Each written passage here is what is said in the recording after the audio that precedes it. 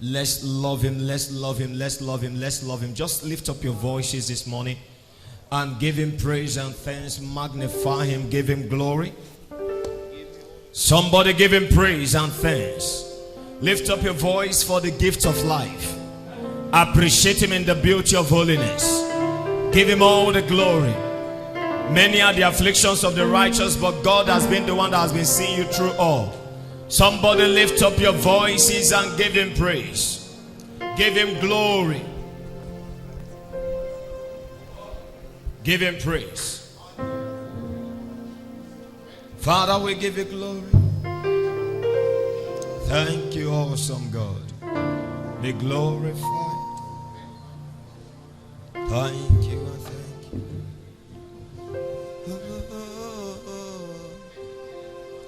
And the things that are impossible, the things that money cannot buy, they are the things that Jesus did for me.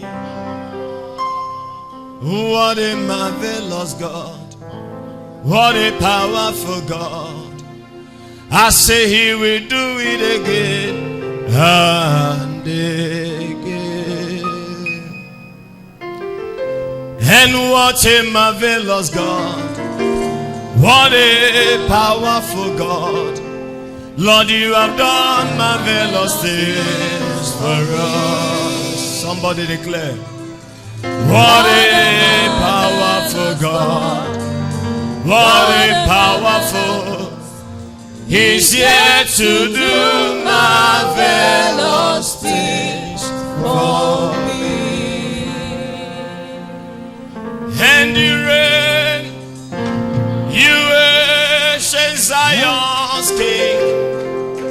Kadosh, Kadosh, you are mighty on your throne. You reign, you ancient Zion's King. Kadosh, Kadosh, you are mighty on your throne.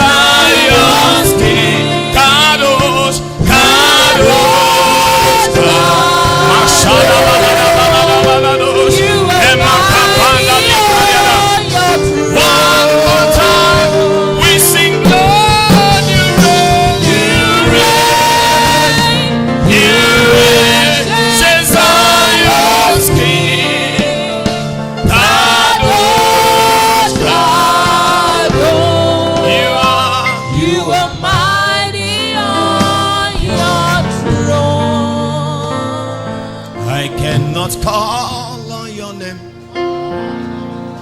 and end up being shamed. No way. No way. And Lord, I cannot kneel before you. Mashaka panda leader. I'm still kneel before situations. No way.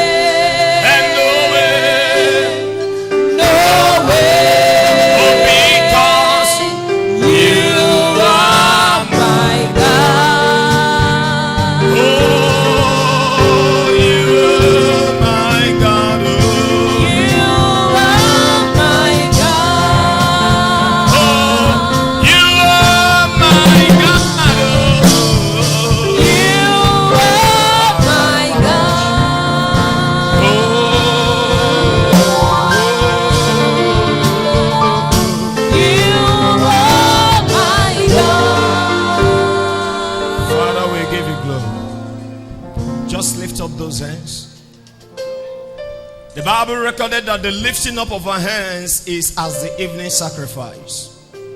Just lift up those hands. Worship Him in the beauty of holiness. Just worship Him in the beauty of holiness. Worship Him in the beauty of holiness.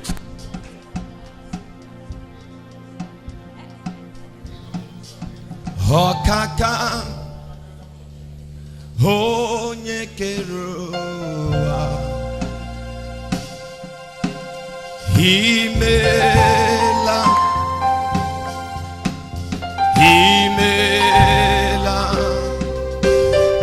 Hezeno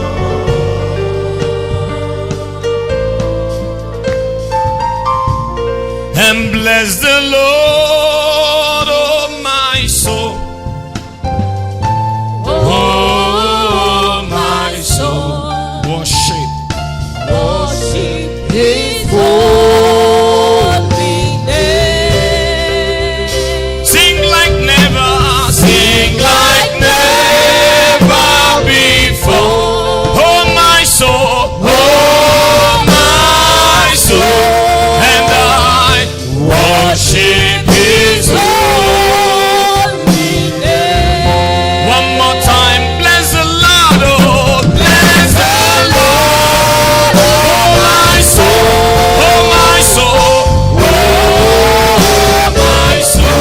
worship His holy name. Worship His holy name. Oh, sing like never before. Oh my soul,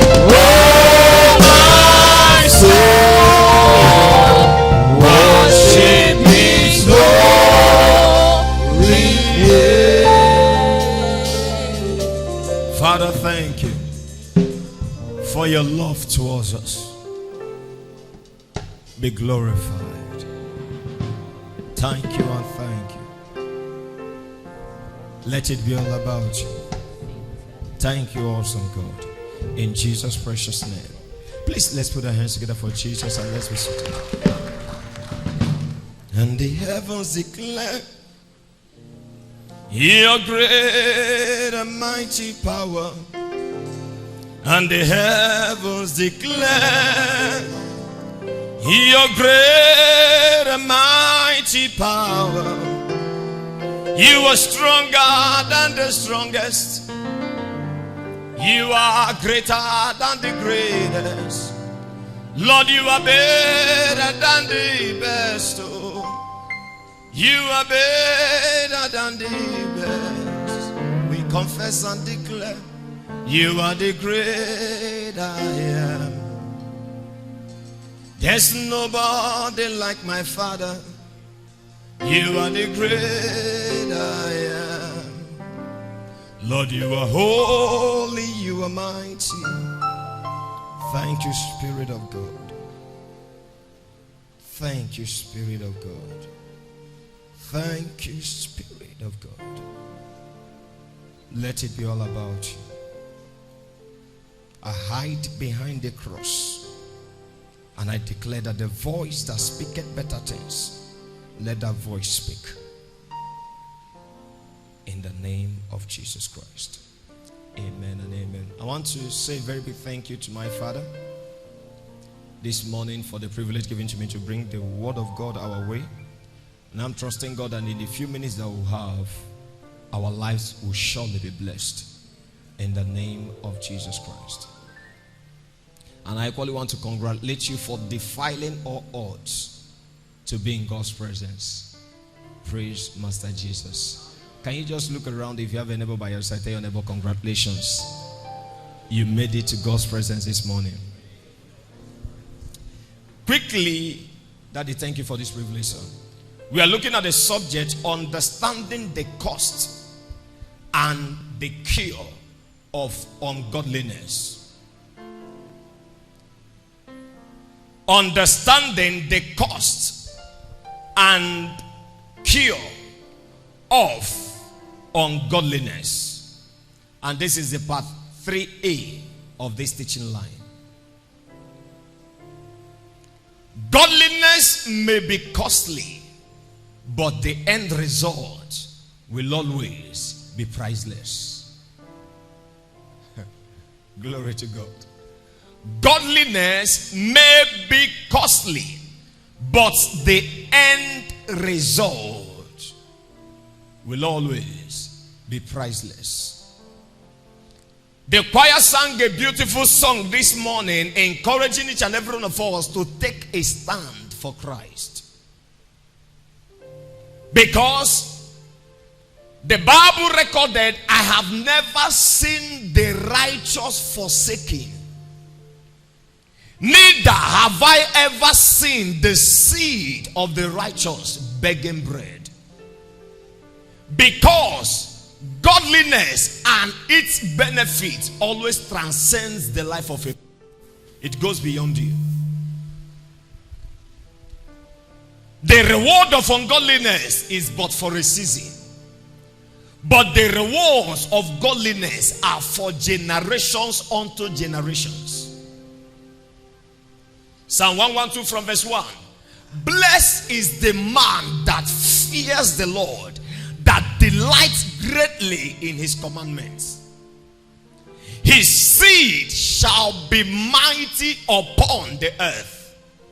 Even the generation of the upright shall be blessed. Godliness is profitable, not just unto all things, but can I equally add that it is profitable unto all times.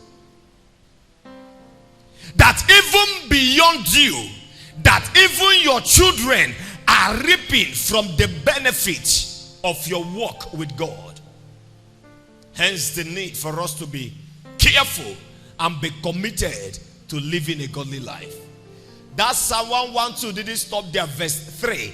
Wealth and riches shall be in his house, and even his righteousness will be spoken of forever and ever. If you look at the word righteousness according to the Amplified, it normally means a right standing with God. Meaning that when a man has a right standing with God, he is now considered a man who is righteous. Praise Master Jesus Christ. This is very vital that every one of us make up our mind to be established in the ways of God. Psalm chapter 16 verse 11. Thou wilt show me the path of life. As we keep on walking in the path of life, as we keep on treading on the path of righteousness, as God via his spirit at work through us keeps unveiling unto us, and we keeping to it, the path of life. For any time a man walks with God, he commands the presence of God. And in your presence is fullness of joy, and at your right hand are pleasures evermore. Now let me say this at this point. John 8:29 was a bold statement made by Jesus, anchored on the knowledge of what a right standing with God can do. He that sent me is with me, and in as much as he is with me, he gave me an assurance that he will never leave me, for one purpose: because I always do the things that pleases him. John 8:29. He that sent me is with me. The Father has not left me, because I do the things that please him. Meaning, whenever a man is committed to doing the things that pleases God, he enjoys divine presence. And if God be for you, glory to God, and cast me not away from your presence, oh God, and take not your Holy Spirit from me is a prayer that every believer, just like David, should pray. And restore unto me the joy of my salvation, and renew the right spirit within me. Now let me say this. Everybody listen to this. You can carry the Spirit of God, because the Spirit as it comes into man can never be taken. But sin can mute the presence of the Spirit of God in your life. A man can carry the Holy Ghost inside of him, because the Bible said, when Jesus made us to understand, he said, as I send the Spirit into you, he shall abide with you forever. But you can carry the Holy Ghost, and yet by virtue of your walk in the path of ungodliness, you will not maximize the benefit of the Holy Spirit. That is why he is not just called the Spirit of God, he is called Holy Spirit. If you want to enjoy his benefits, there's a need for us to maintain a walk of holiness. Glory to God. Now, let's understand this morning also that the struggle with sin will always continue until the love of God is in place. The struggle with sin will always continue until the love of God is in place. It is possible for you today to make a determination in the flesh to please God, but when the Spirit of love has not yet been endued into you, you will still keep falling and rising in iniquity. Pay attention to this I'm about to say, because it will bless your life. It is the love of God that will make a man see sin and say no to sin. Everybody can verbally say, I love God. But when the Spirit of love dawns upon a man, he loses appetite for sin. For if we by the Spirit of love do mortify the deeds of the flesh, the deeds of the flesh cannot be mortified except by the Spirit. If we by the Spirit do mortify, that means kill and subdue the deeds of the flesh, only then can we live unto God. Glory to God. We are not lovers of God by words, but we are lovers of God by action. And a man can verbally say he loves God, but not practically prove that he loves God until the Spirit of love dawns on him. For God has not given unto you the spirit of fear, but of love. The Spirit of love, meaning there's something called the Spirit of love. I believe 1 Timothy chapter 2 verse 7. For God has not given you the spirit of fear, but he has given you the spirit of love, power, and a sound mind. When the Spirit of love comes, you are empowered to say no to sin. When the Spirit of love comes, you have a sound mind that is void. Praise God, somebody. This is very vital, that every one of us thirsts for the baptism of the Spirit of love. Look at what Paul said in 2 Corinthians chapter 5 and in verse 14. He said, for the love of Christ constraineth us. The love of Christ constrains us. Meaning, it is the love of Christ even though that you want to do certain things, it is the love of Christ at work in you that will make you just like Joseph in Genesis 39 verse 9, that he will record and say, how can I do this wickedness and sin against my God? The love of Christ. But let me say this, you cannot have love for Christ until you know the love of Christ. You cannot have love for Christ, or let me paraphrase it, you cannot have a genuine love for Christ until you know the love of Christ. It is the love of Christ and understanding of the love of Christ that fuels our love for Christ. When a man understands the value of the price, what manner of love is this? That a man will give his only begotten son. That even we who we are sinners, who should have paid the price, he now came and paid the price on our behalf. What manner of love is this? And he paid the debt he did not owe. I owed the debt I could not pay.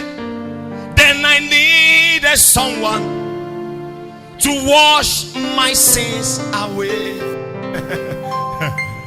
But now I see a brand new song, Amazing Grace. That is what grace connotes.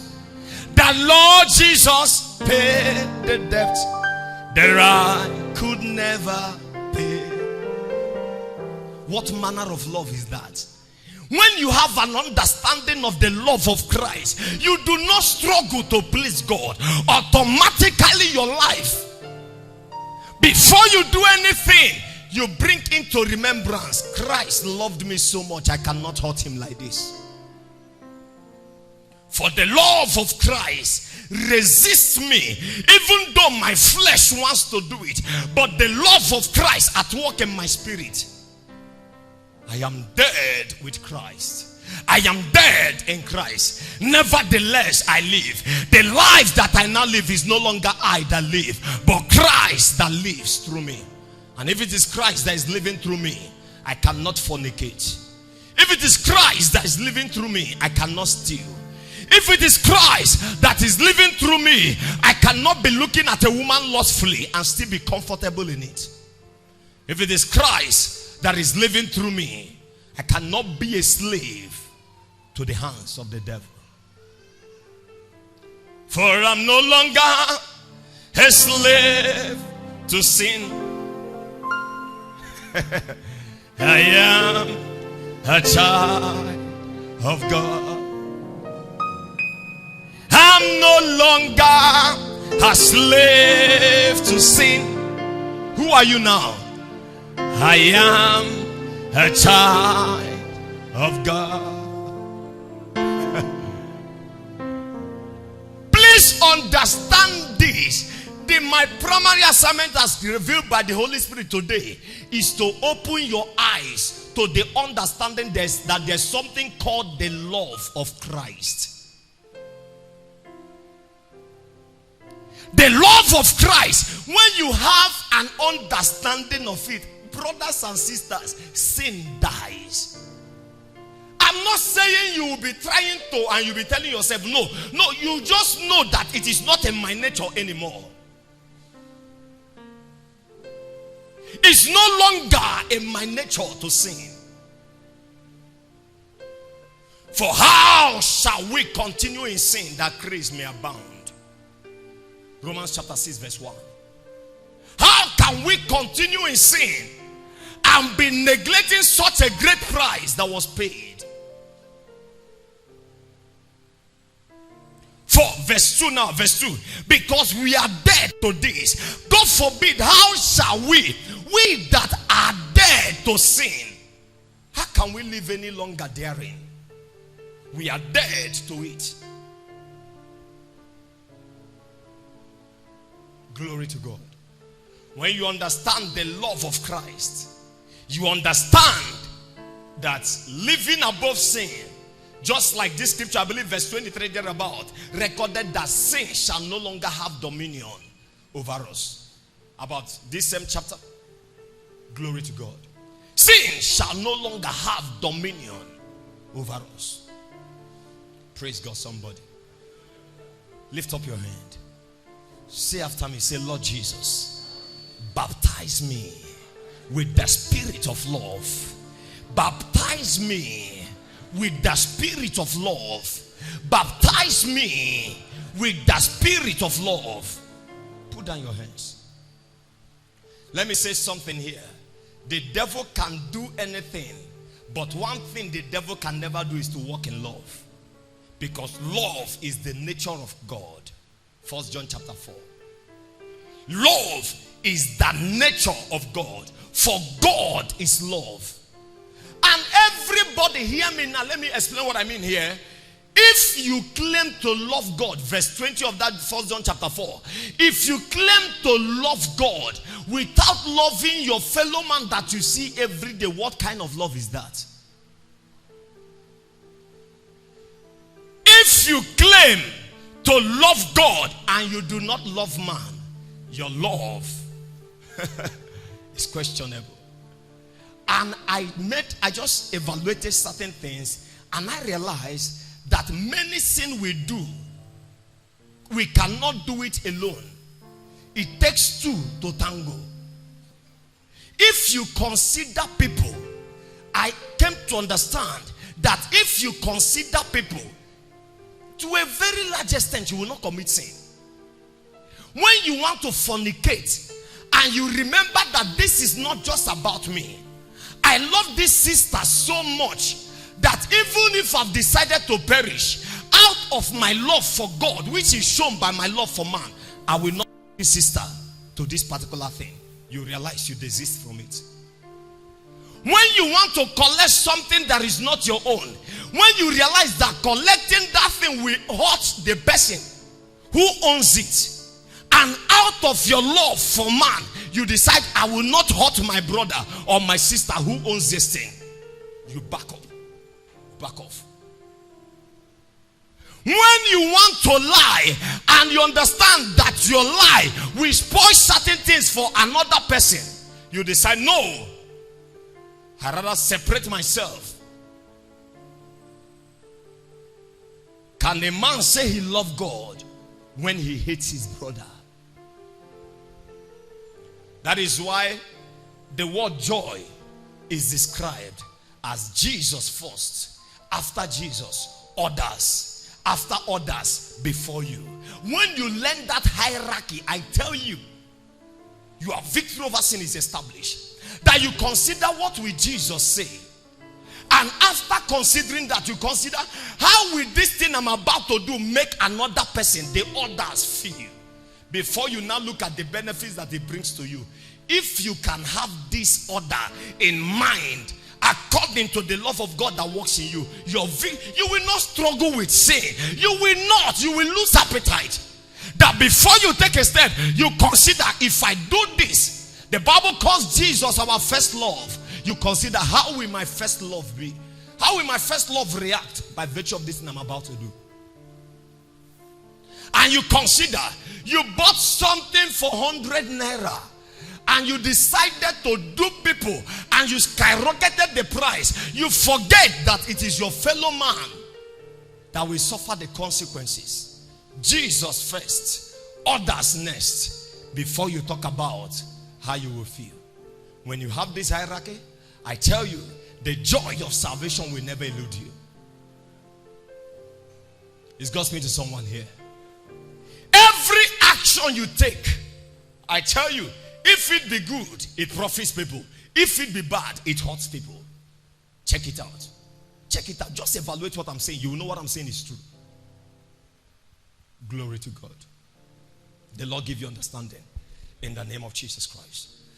What are the downside of ungodliness? Number one, godliness engenders failure and defeat. Ungodliness engenders failure and defeat. Ungodliness engenders failure and defeat. Praise God, somebody. Show me a man that walks in the ways of God, and I show you a man who is more than a conqueror. When sin is there, the loophole is created and the devil can strike. For he that breaketh the hedge, the serpent will bite.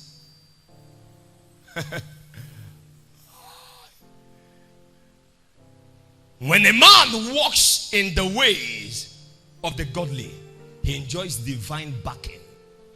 Thus says the Lord unto Cyrus, his anointed, my servant. Isaiah 45 from verse 1. Whose right hand I'm holding. When God holds your hand, I tell you, no devil will be victorious over you. They are permitted to dare you, but they can never succeed over you. For I won't let go, and I won't let go. Jesus took me by the hand, and I won't let go. I say I won't let go, I won't let go. Jesus took me by the hand, and I won't let go. How do you let go? Sin. Sin. Sin. Sin. Whose right hand I have holden? I will subdue nations before him. I will loose the loins of kings. I will open unto him the two-leaf gates. I will break in pieces the bars. I will cut asunder the irons. I will do them. I will go before him and make crooked paths straight. That is what you enjoy when godliness is in place. And that is what you lose when ungodliness is in place. Glory to God. There are many prayers we are praying that you cannot be carrying the devil's property and still be binding your landlord. The devil cometh, the prince of this world cometh, and he findeth nothing in me. You cannot be on the devil's side and still be binding the devil who has held you captive. Whosoever you yield to that person, you become a slave unto. That person become your master. If you're yielding unto the devil, automatically the devil is your master. That is why Jesus will look at them and say, you are of your father, the devil. Because when a man is living in sin, glory to God. Sin is sin, no matter how you try to interpret it. Praise God, somebody. Number two, another downside of ungodliness, because there's never an upside to it, is tears, shame, and reproach. For righteousness exalts a nation, but sin will always bring reproach. Proverbs chapter 14 verse 34. Righteousness will always exalt a nation, but sin is always a reproach. And don't forget 1 Peter chapter 2, I believe verse 9. But you are a royal priesthood, a peculiar people, a holy nation. A holy nation.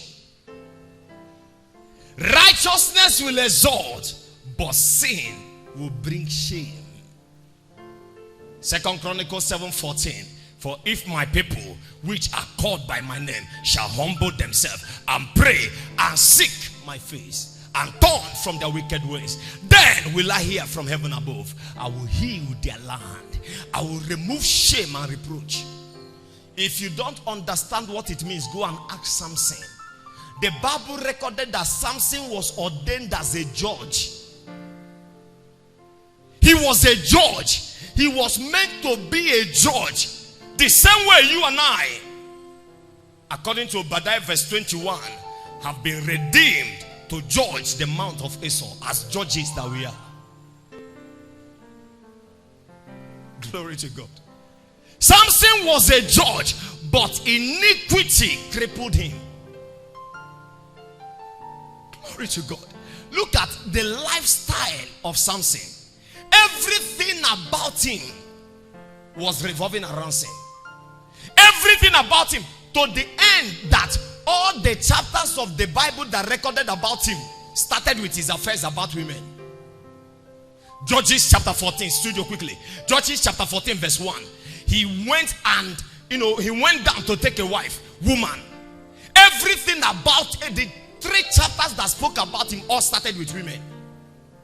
And the more they were pointing at it, that was his destruction. Judges chapter 14 verse 1. And Samson went down to Timnath and saw a woman. Everything. Chapter 15 verse 1. He went and he took a wife.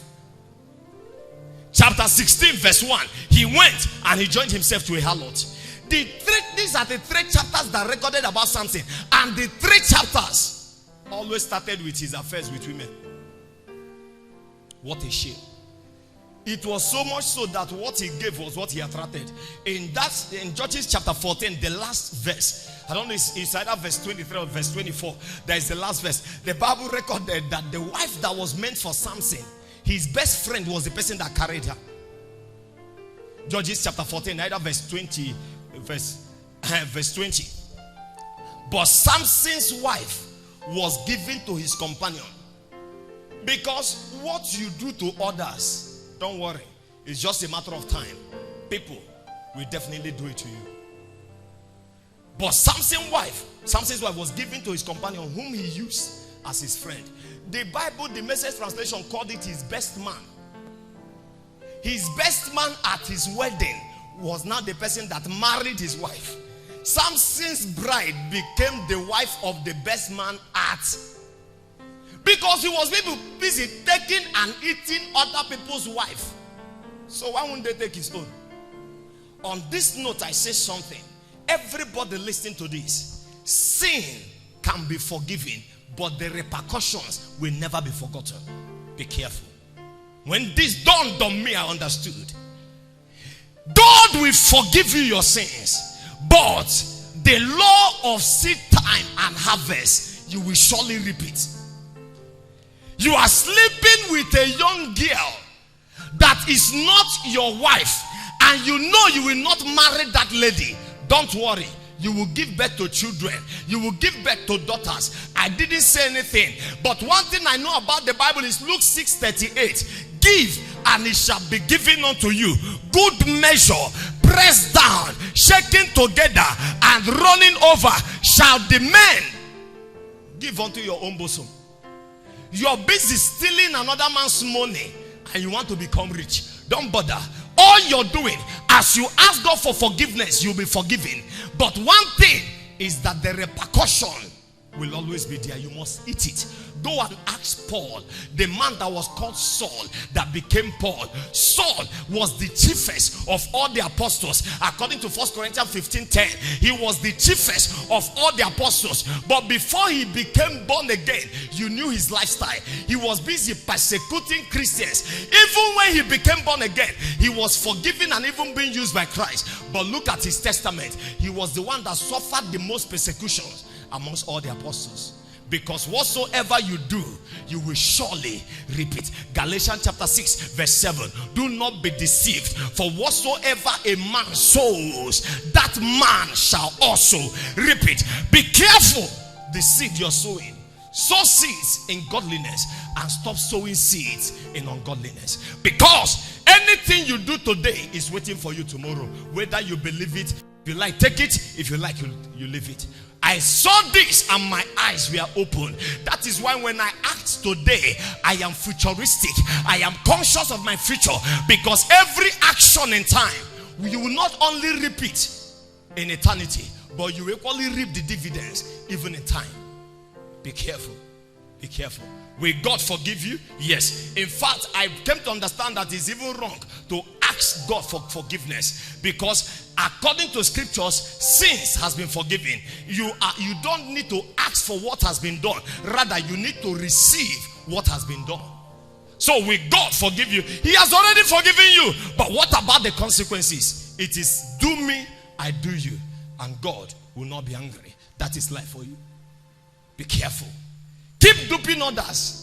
You are in Nigeria, you are duping others, and you want to travel abroad Don't worry, someone is waiting for you. It is not a curse, but that is law of karma. It is called karma. Law of karma. If you don't know the spelling, capital K-A-R-M-A, that's the spelling. Wait for it, it will come. You dupe people and someone duped you and you're praying to God. God is saying, don't worry. This one is just a tip of the iceberg as compared to what you did others. Just calm down. That was why Paul had to go before God and started pleading to God and was like telling God, God said, don't worry, my grace is sufficient for you in your weakness, because whatsoever you do, I will give you grace to pass through it, but you must pass through it. Say here. Everybody say with me, my sins can be forgiven, but the repercussions will not be forgotten. I must be careful. Shout hallelujah. Now, as we round up, how do I deal with forces of ungodliness? We must lay aside every weight. Lay aside every weight. Lay aside every weight. Lay aside every weight. Lay aside every weight. Hebrews chapter 12 and in verse number 1. The Bible says, seeing therefore that we are compassed with so great a cloud of witnesses, let us lay aside every weight and every sin that doth easily beset us, that we might run the race that is set ahead of us with patience. There's a need to lay aside every weight. What is weight? That is the question. There are some friends that are weight. You need to lay them aside. And create in me a clean heart, oh God, and renew a right spirit within me. Nearer to thee, Lord, draw me nearer to thee. And my song every day, Father, draw me nearer, oh, draw me nearer to thee.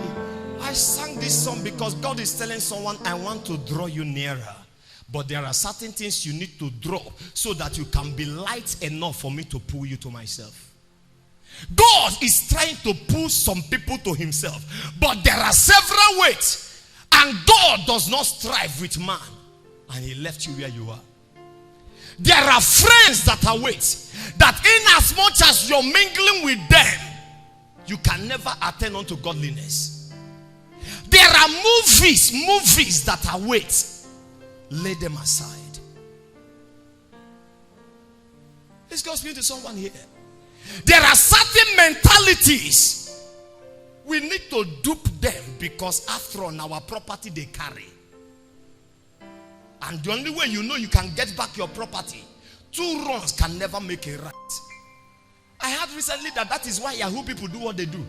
That they said the Oyibo people came to our place and carried our properties. So they need to dupe them to collect back our properties. Imagine motivation. Lay aside certain mentalities so that you can be flexible enough for God to bring you closer to him. Lay them aside. Lay them aside. Lay them aside. There are certain weights, certain mindsets that we need to lay aside in order for us to come closer to God. This is very, very important, children of God. We must make up our mind that as I'm talking now, you know your own weight. You know it. That boyfriend that you have, that all the time, even though you answer altar call and say you will not fornicate again, by virtue of his sweet words, you still see yourself going back there. Lay him aside. The Bible says, any eye that will cause you to sin, what do you have to do? Pluck it off. It is better to go to heaven with one eye than to go to hell with your 2 eyes intact. That beer parlor that you visit, I don't have time to say this, but alcohol is not of God. Whether you believe it or not, scriptures prove it. My son Lemuel, give strong drink to someone that wants to perish. The perishing there is not the perishing of the body, but the perishing of the soul. And the soul that sins, the Bible says one thing is certain, he will die. And as it is appointed unto men once to die, Hebrews 9:27. And after that, judgment follows. Whether it is 1%, 2%, alcohol is bad. Even you that take it, you know within you, both for your health and even as it regards your spirituality, it is bad. If alcohol was not bad, why will it be that when Samson was separated unto God, God by the angel instructed Manoah and the wife and said, make sure that this child does not take any strong drink? Why? Why? Because wine and strong drink, they are called spirits. Don't you know that? They are called spirits. Because there is a spirit behind it. That's why you can finish taking it, and then you start operating in another frequency and you do not know. And you cannot carry the Spirit of God in you and be adding darkness to light, and you claim that you are in the faith. I tell you the truth, you are not of the faith. All things are lawful. And they will say, and Paul admonished, say, for the good of your health, drink little for the good of your health. And I ask you a question, are you sick? If Paul admonished that a sick person should drink alcohol, what it means is that anybody that is drinking alcohol is what? Is sick, whether the person knows it or not. You are sick. I'm not the one that said it. That same scripture that you're quoting is what said it. It's good for the belly. It's good for the belly. When you read scriptures, don't translate scriptures or interpret it to suit your immorality. Translate it according to how the Bible put it. Who amongst us was not there? Many preachers that God is using today were there. But we decided you cannot be amongst them and be doing what they are doing. It is the way of the world. I choose the way of the Lord. And for the way of the Lord is the way of peace, and I choose the way of the Lord. I've made up my mind. Jesus said, whoso putteth his hand on the plow and still looketh back, what does it mean? You have decided to serve God and you're still doing what the world used to do. The Bible records that Jesus concluded and said, you're not fit for the kingdom. It's our door of healing. You want healing? As the word has gone forth, you have been healed already. Luke chapter 5 verse 17. It came to pass on a certain day that as Jesus was teaching, the power of God was present to heal. As the word just went forth, check your body. Any infirmity that is there is no longer there. The power of God is always communicated via his word. That's why Psalm 107 verse 20 will say, he sent forth the word, and the word healed. And I speak into your destiny, into your finance, into your body, any area of your life that is sick. As I declare once again, your health is perfected in the name of Jesus. I say your health is perfected in the name of Jesus. I say your health is perfected in the name of Jesus. Take the word of God and run with it, because the word is life. Proverbs chapter 4 and in verse number 20. My son, attend unto my word, incline thy ears unto my saying, keep them in the midst of thy heart, and let your eyes observe my ways, for they shall be life unto everyone, and health even unto their flesh. Shout hallelujah. Say with me, I'm free. Say with me, I'm free. Say with me, I'm free. I'm free indeed. In Christ I'm free indeed. No chains are holding me. He's who I choose to be. You know you're free. Rise up on your feet.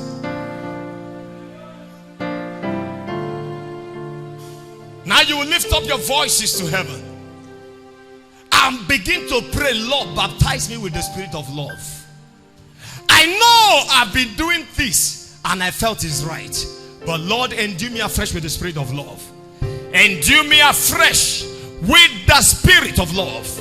Endue me afresh with the spirit of love. Father, we give you glory. Be thou magnified in the name of Jesus Christ. We are prayed. You're here this morning and you want to say, Lord, I am sorry. I am sorry. I've heard your word. I'm determined now to live the ways of the world and cling on to you. Come quickly. You are such a person this morning. You have been doing certain things that you know they do not glorify God. Wherever you are, you ought to glorify God in your body, because your body is the temple of the Lord. Wherever you are, come forward this morning. I want to pray with you. You want to say, Lord, forgive me my trespasses. Forgive me my sins. I want to come back to you this morning. I'm returning to you. Wherever you are, come forward. Come forward. Come forward. Come forward. Come forward. Come forward. Come forward. Come forward. Wherever you are. You want to say, Lord, I let go of my evil ways and I'm returning back to you. Wherever you are, come forward. Don't bother about who is by your side. Come forward. Come forward. I've got my mind made up and I won't turn back, because I want to see my Jesus someday. Everybody sing that song. I've got my mind made up and I won't turn back, because I want to see my Jesus someday. Say after me, sir. Say after me. Say, Lord Jesus, I come to you today. Forgive me my sins. I come to you as your own. Take care of all that pertains to me. And I vow today that you are the Lord of my life. From today henceforth, forward ever with you, backward never with the sins of this world. Thank you, Jesus, for accepting me in Jesus' precious name. Father, I pray for your son. Let the same grace that brought him, let that same grace preserve him. I commend him to you, Lord, and to your word, that by your word he be established on the path of life. In Jesus' precious name we have prayed. Amen and amen. Saints of God, please can we put our hands together? Please just give us your contact so we can follow up with you. Are you putting your hands together for Jesus? Put those blessed hands one more and louder as we welcome God's servant. Hallelujah.